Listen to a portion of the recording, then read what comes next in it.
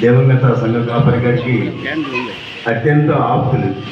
వారు చాలా ఇష్టపడతారు. మన వేదిక మీద ఉన్న బదిలీ గారు కానీ, డాక్టర్ గారు కానీ, వెంకరెడ్డి గారు కానీ, హేమసుందర్ గారు కానీ, అలాగే మన అంజిరెడ్డి గారు కానీ, వాళ్ళ నాన్నగారు దానిగా ఉదయం కలిసి సంగతి నాన్నగారు లేదు కదా, తెచ్చుకుంటే మనకి ఒక ధైర్యంగా ఉంటుంది అని చెప్పి అన్నప్పటి మేము డాక్టర్ గారిని కలవడం జరిగింది.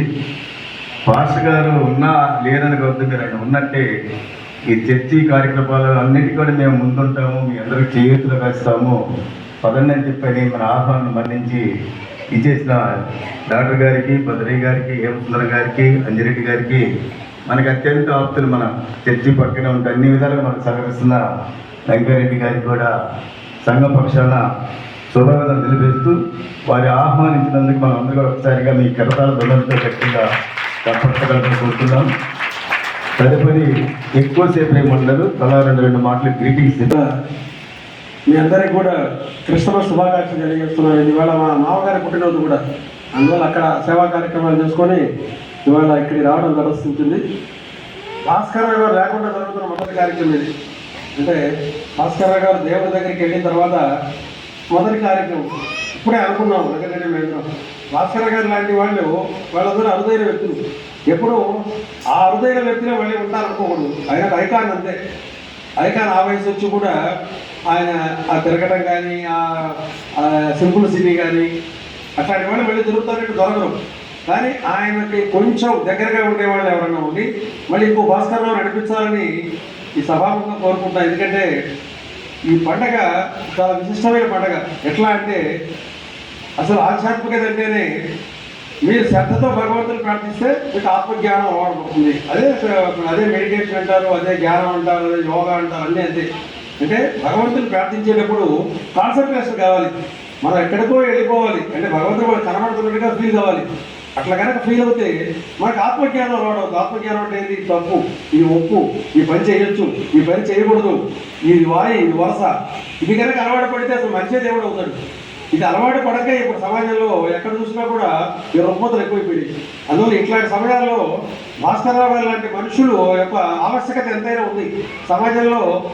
అట్లాంటి వాళ్ళు మళ్ళీ పుట్టాల్సిన ఆవశ్యకత కూడా చాలా ఉంది. ఎందుకంటే సమాజాన్ని ఉద్ధరించాలంటే చెప్పంగా కనీసం మనిషిలో కొంచెం మార్పు వస్తుందేమో. ఈ మార్పు సమాజంలో కొంత మంచితనాన్ని, కొంత మంచి వాళ్ళని తయారు చేయడానికి, కొంత సత్సంగులుగా తయారు చేయడానికి కూడా అవకాశం ఉంటుందనే ఉద్దేశంతో ఆయన ఇంకా చాలా స్వస్తి చెప్పి వెళ్ళిపోయాడేమో.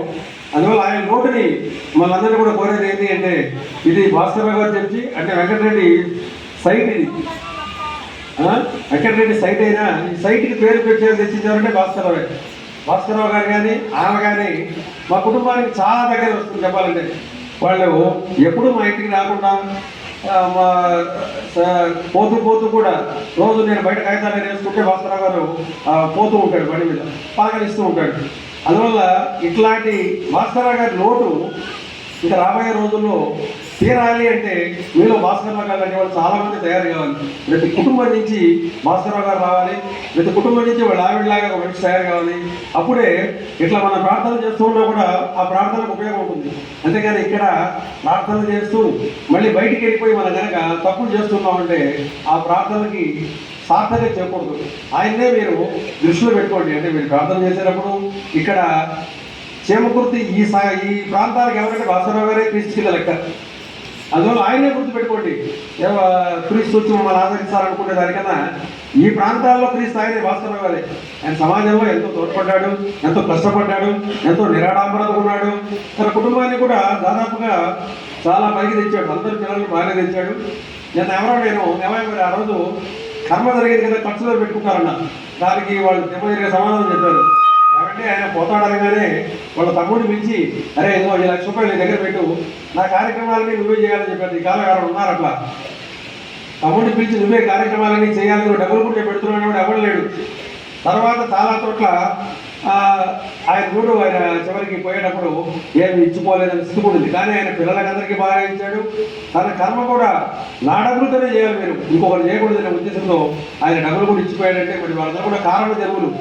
ఆ కారణ జన్ముల్ని ఇవాళ ఈ మొదటి క్రిస్టమస్ రోజు ఆయన మరీ స్మరించుకుంటూ రాబోయే రోజుల్లో ఇట్లాంటి వేడుకలు ఈ భాస్కర్ గారి చర్చిలో మరి మన వెంకటరెడ్డిని వాళ్ళు సదా వాళ్ళని ఇచ్చేస్తూ గైడ్ చేస్తూ రాగానే అడిగారు వెంకటరెడ్డి మరి భాస్కర్ గారు పోయారు కదా మరి ఎవరు ఉంటే వాళ్ళ కుటుంబ సభ్యులు తీసుకుంటారండి అనే ఉన్నారు.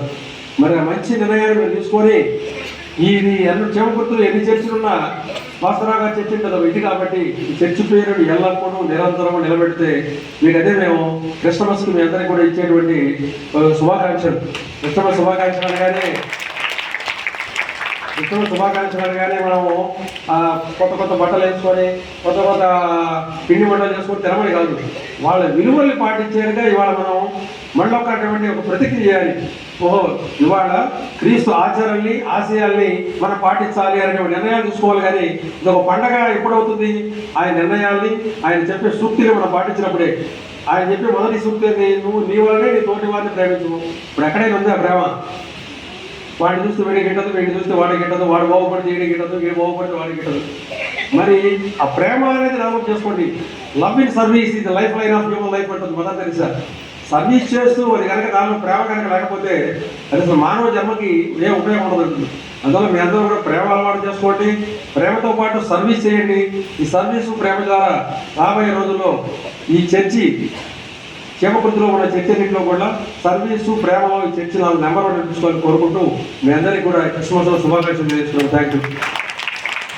పదవి గారు మాట్లాడుతూ ముందు ఎందుకంటే డాక్టర్ గారిని మాట్లాడుతుంది విషయాలు మీకు చర్చి పాస్టర్ గారు ఏంటి అనేది మీకు కొత్త కాబట్టి వారి చేత మీకు తెలియపరిచి తర్వాత మీ అందరూ కూడా శుభాకాంక్షలు చెప్పడం. అంజిరెడ్డి గారు క్రిస్మస్ శుభాకాంక్షలు. ఈ కార్యక్రమానికి వచ్చిన పిల్లలకి పెద్దలకి అందరికీ నా హృదయపూర్వక నమస్కారాలు మరియు క్రిస్మస్ శుభాకాంక్షలు తెలియజేస్తున్నాను. మనం నమ్మే సిద్ధాంతాన్ని పాటిస్తూ మన నమ్మకంతో ఉన్నప్పుడు మాత్రమే మనం అనుకూలం చేయగలుగుతాము. అది మనం చర్చికి వచ్చి లేదా ఇంకొక దేవాలయానికి వెళ్ళి కూర్చున్నప్పుడు మన నమ్మకాన్ని నటిస్తారు అక్కడ ఉన్నవాళ్ళు. అది మనం దృఢంగా నమ్మినప్పుడు మాత్రమే మనం సక్సెస్ కాగలము. అందువల్ల ఇక్కడ రాగానే నేనైతే ఫస్ట్ టైం వచ్చిన లోపలికి చర్చి లోపలికి చాలా బాగుంది వాతావరణం అంతా. ధన్యవాదాలు. అసలు మీకు ఏ విధంగా ఉన్నా కానీ భాస్కర్ అంకులు చనిపోయినట్టుగా లేదు నాకు. ఆయన ఇంకా ఇక్కడే బతికున్నట్టుగానే అనిపిస్తుంది. అలాంటి మంచి చర్చలకు వచ్చినందుకు మీకు ధన్యవాదాలు సార్. తర్వాత బదరయ్య గారిని డాక్టర్ గారిని ఏమవుతుంది గారు చెప్పాలంటే అవి మాటలు చాలు. ఎవరైనా కానీ వారి దగ్గరికి వెళ్ళి నాకు ఈ సహాయం కావాలి ఎందుకు నేను చెప్పంటే వాడు తక్షణమే ఆలోచించరు కదా. ఆ వచ్చిన వాళ్ళని హక్కును తెచ్చుకొని వెంటనే వాళ్ళ సమాధానంగా పంపే అలవాటు ఉన్న మహానుభావులు మన వేదిక మీద ఉన్నారు.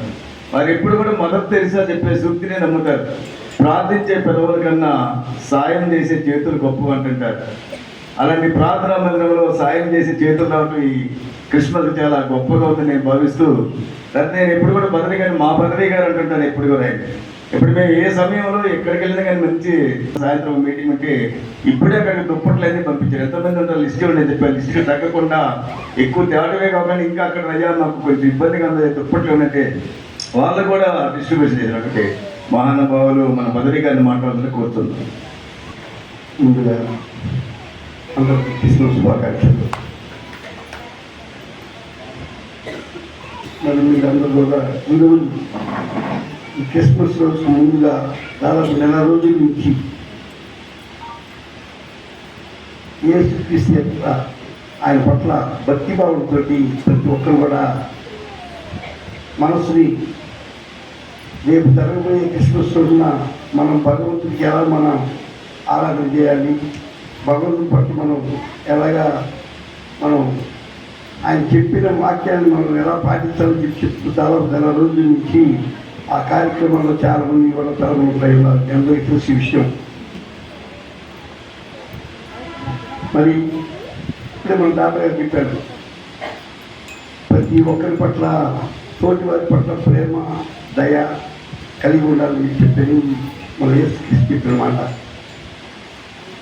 మరి చిన్నతనం నుంచి పిల్లలు కూడా వారి తోటి సహచర మిత్రులతోటి అందరూ కూడా ఒకరి పట్ల ఒకరి ప్రేమ, అనురాగం, ఆప్యాయత ఉండాలని చెప్పని మనకి పెద్దలు చెప్పిన మాటలు మనం ఎప్పుడు కూడా మర్చిపోకుండా చేస్తూ ఉండాలి. మరి యేసుక్రీస్తు ఒక మాట చెప్పాడు ఏంటంటే, ఎవరికైనా ఒక సాయం కావాల్సి వచ్చినప్పుడు నీకు ఆ సాయం చేయడానికి అవకాశం ఉండి కూడా నువ్వు కనుక చేయకపోతే నువ్వు కూడా పాపి అయిపోతావు ఆయన దృష్టిలో. అర్థమైందా? మనకి చేతనైంతలో అంటే అది 10 రూపాయలు కావచ్చు, లేకపోతే ఒక 10 రూపాయలు కావచ్చు, ఏదైనా సరే ఈ చేతనైనంతలో పక్కవాడి ఒక ఇబ్బందిని నువ్వు గుర్తించి అతని యొక్క ఇబ్బందిని తొలగించినట్లయితే నువ్వెంతో మేలు చేసిన వాడు అవుతావు. అది భగవంతుడి దృష్టిలో చాలా గొప్ప కార్యం అనమాట. దాన్నే ఆయన స్వీకరిస్తాడు. కాబట్టి దీన్ని మీరందరూ దృష్టిలో ఉంచుకొని మరి క్రిస్మస్ రోజున అందరూ ఎంత చక్కగా హ్యాపీగా జరుపుకునే ఈ పండుగకి మన ఒక ఇక్కడే కాదు ఎన్నో దేశాల్లో చాలా గొప్పగా జరుపుకునే ఈ పండుగ మీ అందరి మనసులో కూడా భగవంతుని పట్ల ఆరాధన భావంతో ప్రతి మనిషి పట్ల ప్రేమ ఆదరణతో ఉండాలని చెప్పి కోరుకుంటూ నాకు ఈ అవకాశం ఇచ్చిన మాస్టర్ గారికి మీకు అందరూ ధన్యవాదాలు తెలిపి సెలవుస్తున్నాను. ఒక 15-16 సంవత్సరాల నుంచి అక్కడ జాన్ మాస్టర్ అక్కడ చర్చికి ప్రతి సంవత్సరం వెళ్ళేవాళ్ళం. నేను పొద్దు నుంచి అనుకుంటున్నాను మాస్టర్ గారు తెలియదు వాడు ఎక్కడికి పోవాలా అని చెప్పారు.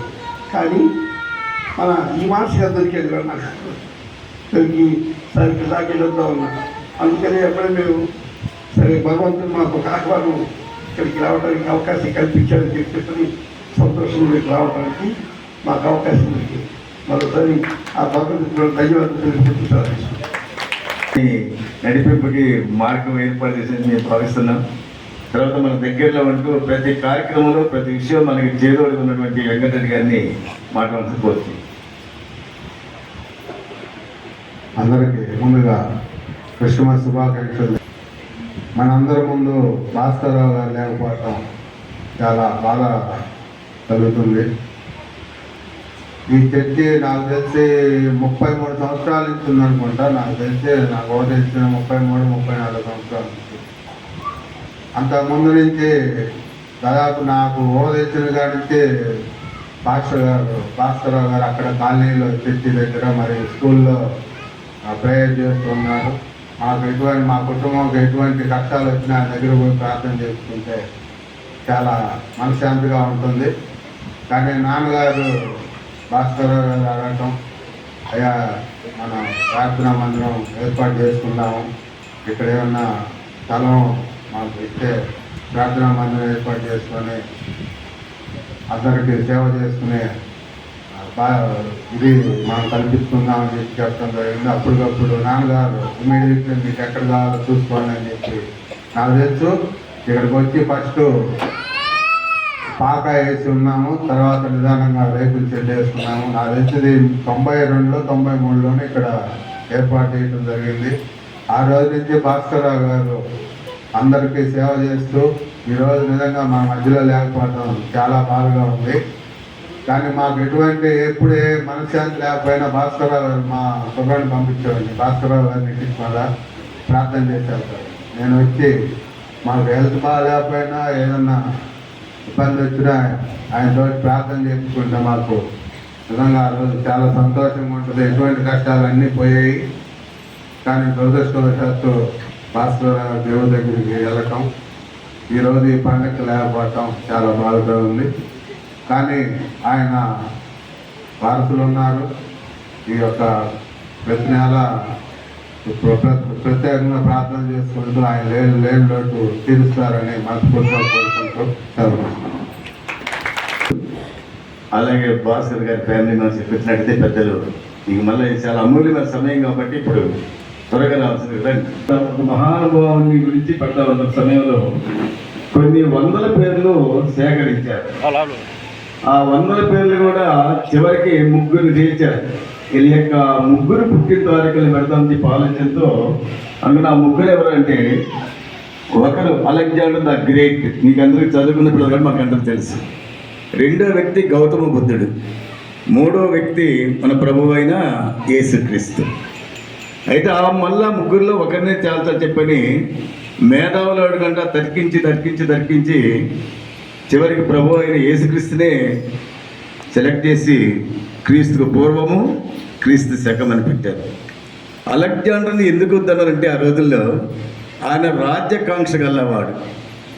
రాజ్యకాంక్షని ప్రపంచాన్ని చేయాలనే ఉద్దేశంతో అనేక యుద్ధాలు చేసి అనేక దేశాల మీద దండెత్తి కొన్ని వేల లక్షల మంది ప్రాణాలు తీశాడు. చివరికి ఆయన ఒక చిన్న దోమ కుడితేనే చనిపోయిన వ్యక్తి తనను గుర్తుగా పెట్టడం ఏమాత్రం సమంజసం కాదని చెప్పని పోతూ కూడా ఆయన, నేను వస్తువు ఏం తీసుకురాలేదు, పోతూ ఏం తీసుకొని పోలేదు, ఒట్టి చేతులతోనే వెళ్తున్నాను. నాకు ఒక చిన్న జ్వరం వస్తే ఆ జ్వరాన్ని బాగు చేయడానికి కొన్ని వేల మంది డాక్టర్లు ప్రయత్నించిన కానీ నన్ను బతికించలేకపోయారు. అలాంటి వైద్యులే నా శవపేటికను మోపని గౌతమ బుద్ధుడిని ప్రభువుని యేసుక్రీస్తుని చూశారు. మళ్ళా తూకములో గౌతమ బుద్ధుడు సంసార రాజుగా ఉండాల్సిన వ్యక్తి ఒక చిన్న 3 కారణాల చేత ఆయన మనసు చలించి బుద్ధుడిగా మారి అనేక మంచి మార్గాల్ని ఏర్పాటు చేశాడు. కానీ అవి కొన్ని ప్రాంతాల్లో ఆచరణీయంగా ఉన్నాయి, కొన్ని ప్రాంతాల్లో ఆచరణీయం లేకపోవడం. అంటే ఒక వృద్ధుని చూశాడు, ఒక శవాన్ని చూశాడు, ఒక అనారోగ్యంతో బాధపడుతున్న వ్యక్తిని చూసి చలించి ఆయన మహానుభావుడిగా మారాడు, మంచి మార్గాన్ని ఏర్పాటు చేశాడు. కానీ ఆ మార్గం ఎక్కువగా ఎక్కడ నిలబడగలదు.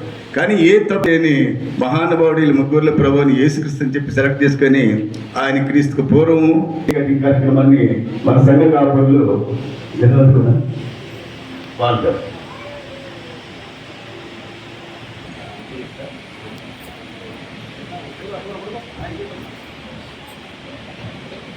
Happy Christmas. Merry Christmas. Happy Christmas. Merry Christmas. Happy Christmas. Merry Christmas. నిన్ను చూడగా వచ్చినాడురా దేవదేవుడు, గొప్ప రక్షణ తెచ్చినాడురా యేసునాథుడు. నిన్ను చూడగా వచ్చినాడురా దేవదేవుడు, గొప్ప రక్షణ తెచ్చినాడురా యేసునాథుడు. లోకమే సంతోషించగా ప్రేమనే పంచే రాజుగా బెత్లెహేమును ఊరిలో కన్యకు పుట్టినాడురా. పొత్తిగుడ్డల మధ్యలో హాయిగా నిద్రోయిరా. నిన్ను చూడగా వచ్చినాడురా దేవదేవుడు, గొప్ప రక్షణ తెచ్చినాడురా యేసునాథుడు.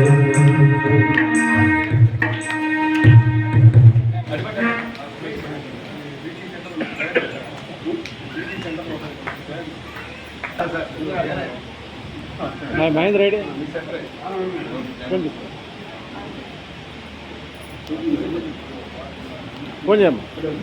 దేవుని కోపము నుండి తప్పించే ప్రియ రక్షుడాయనే.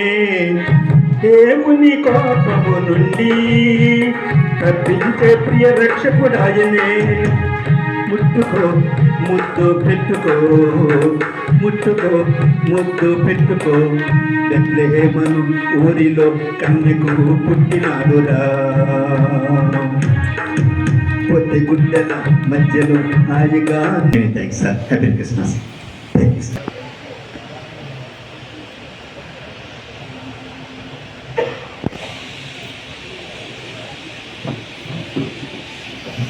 తర్వాత